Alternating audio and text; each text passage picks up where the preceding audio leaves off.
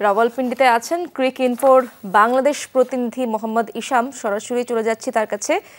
ইসাম, ঐতিহাসিক এক সময়ের কাছাকাছি বাংলাদেশ পাকিস্তানের মাটিতে হোয়াইট ওয়াশ কেমন দেখছেন সেই ম্যাচটি? অসাধারণ অসাধারণ ক্রিকেট খেলছে বাংলাদেশ এবং আমার মনে হয় দেশবাসী খুব প্রাউড হবে যে তারা দুইটা টেস্ট ম্যাচ, একটা নয়।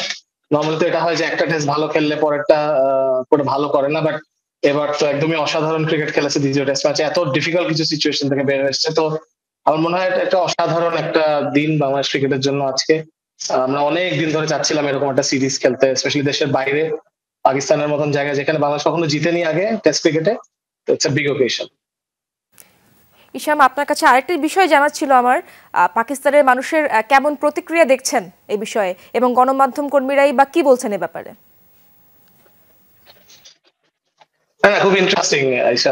বেসিক্যালি ওরা তো ওদের দলকে একটু ক্রিটিসাইজ করছে, একটু না অনেক করছে, কিন্তু বাংলাদেশকে খুব অ্যাপ্রিসিয়েট করেছে। কারণ বাংলাদেশ যে ব্র্যান্ড অফ ক্রিকেট খেলেছে এই সিরিজে, যে ফাইটিং এবিলিটি দেখিয়েছে, পেস বোলাররা বা মুশফিকের innings, Mehedi Hasan allround effort, লিটনের সেঞ্চুরি, হাসান মাহমুদের এফার্ট, নাহিদ রানার পেস, এই দেখে ওদের মাথা খারাপ হয়ে গেছে। সো ওরা রিয়েলি এনজয়েড ইট। মানে নাহিদ রানার পেস দেখে তো গতকাল ওরা মানে একদম হতবাক যে মানে ওরা দেখছিল এই সিরিজটা, কিন্তু গতকাল যেভাবে ওর স্পেলটা বিল্ড আপ করলো, স্পেশালি আমরা তখন রাওয়ালপিন্ডিতে শোয়েব আখতারের শহর, তো সবকিছু মিলিয়ে আর কি ওরা খুব